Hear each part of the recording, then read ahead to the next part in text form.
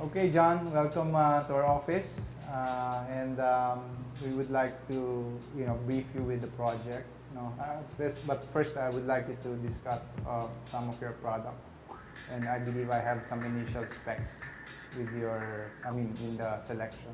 Uh-huh. Yeah. Architect, by the way, our company is I2 International. What we will be offering you is a range of garage tiles.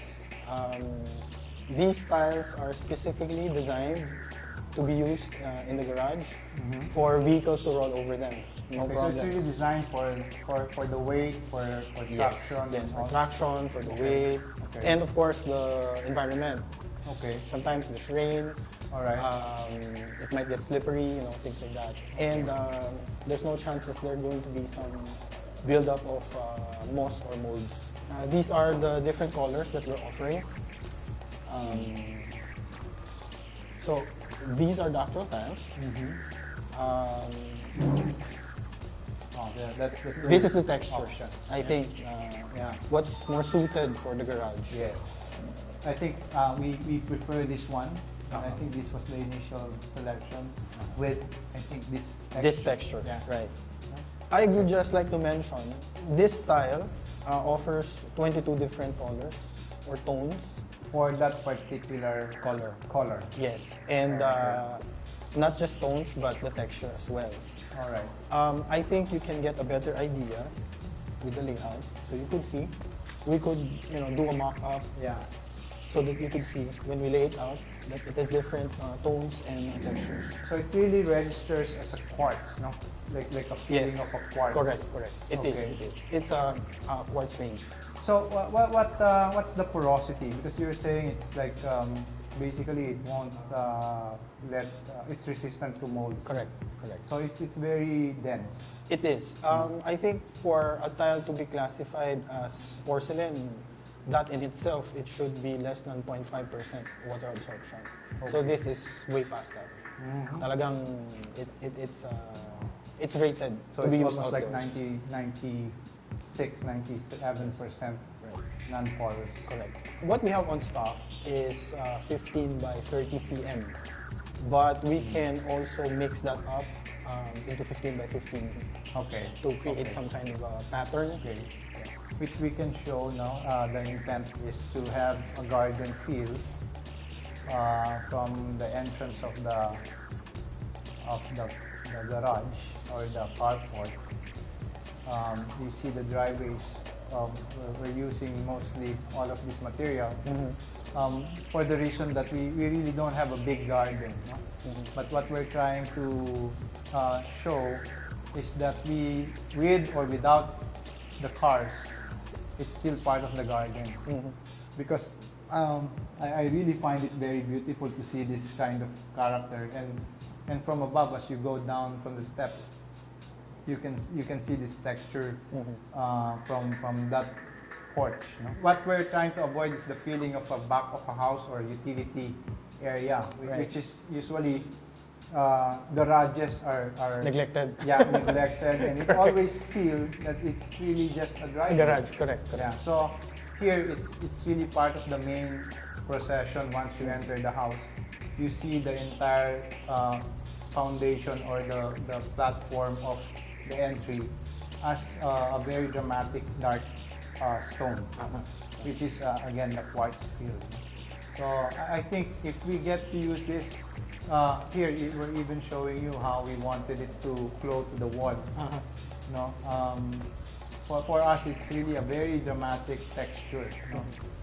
That will somehow be in contrast with the modernity of the house. No?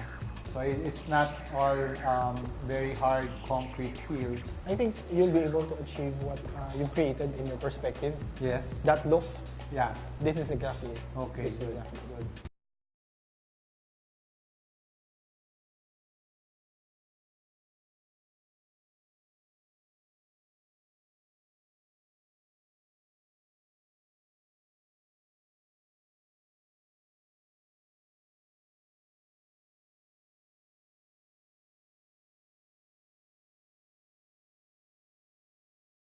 Good afternoon, Jack. So welcome to our office. Thank you.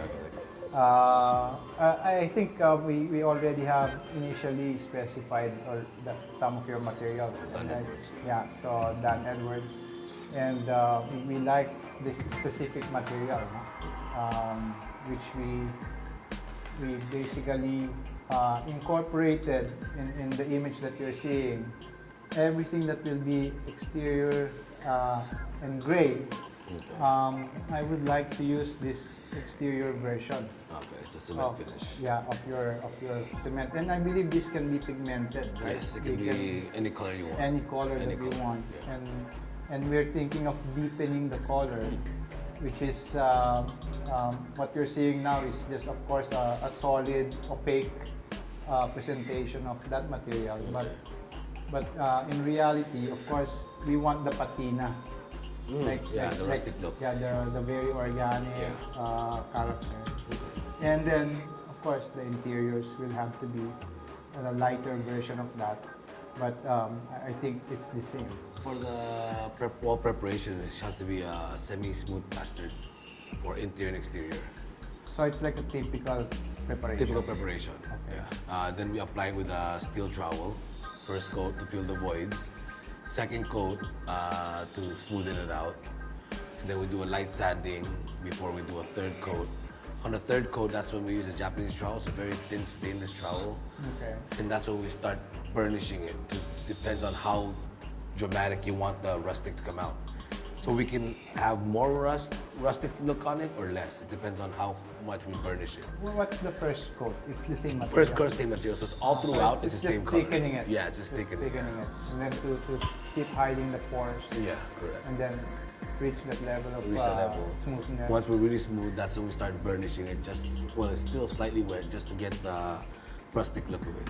Okay. Can we bring it to a point where it can be a little bit polished? Yeah. Yeah. Some parts will be polished. You want all in polished Yeah, or some? you can do that. No? Yeah, If we I want it all the way polished, Yeah. can be. Yeah. But it's done by just the stroke. First we'll do the trowel. If you want it really polished, we'll go with a 1,500 grit Okay. with a hand sander. Oh, And then we'll go all the way to 2,000 to get a real glass finish. that would be nice. It's like a piano finish. Yeah, it'll be very rich. No, I think we can do that. And the maintenance is going to be a lot easier. There are very special rooms that we want to have a very rich feel. And those light grays that you're seeing are basically the very polished and very rich Okay. finish. The thing with this is, advantage with this is, straight looking at it, it's not as shiny, but on this angle, that's what Yeah. you see, it's like a piano finish. Yeah. So it's yeah. gonna, And once you touch it, right? yeah, it's gonna give you a lot of 3D effect depends Yeah. on where you're looking at it. And what's nice, it's I'm not seeing a paint. You see, that's Correct. what we're trying to avoid. It's like, we want to see something that's more premium than a paint. Correct. Which I believe the patina and the character of it gives it more of that extra premium feel. So I think here, and then you step out, if you bring out to the garden, the gray wall, this is a very important wall, no? If you step out a bit. I think because the exterior wall, the gray where the person is standing, and then the interiors, this needs to have a very exact same finish. For the reason that we want to avoid that once you open the door, you see two different aged look of the wall. So I think it will have to be an exterior Clear coat. coated, yeah. Yeah, so that the once it aged outside and we see the inside, it's not too far from each Correct, other. So I think that's a very important key. So on this area, whatever clear coat we put on this side, we'll also have to put on the other Yeah, side. yeah. Just to get that same finish Yes, and the same aging. right.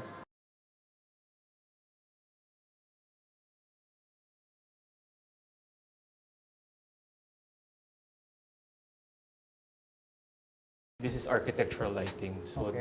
the housing should be part of the architecture. All trimless, all part of the walls, nothing protruding. And then one of the things to consider is also the glare. This is a residential house, so it should be no glare, and also the lighting should be well controlled. And then the next is, of course, the placing of the lights. We want to place it on areas where it needs to be. And the next is, of course, our main goal is to communicate the architecture detail from day to nighttime. We have what we call the layering approach. We have the focal, the task, the decorative, and the ambient. So if you see in this room, you have a focal lighting, and then you have the task lighting, which is something for this one. And we have the decorative light, the pendants, the wall lights. And we have the ambient light, like the cove light. So all of these layers gives out the ambience for the whole place. This is the initial file that you sent me. So looking at this one, we ought to light up the wood ceiling part. No? Yes. And then we need to leave this one as glare-free as possible, because we want, if you're looking here, you want to see the place at, it's like a glass section, which this one is floating. Right. No? Right. So basically it's like this one. So you see the house through it, and then you can see the cantilever here, like floating.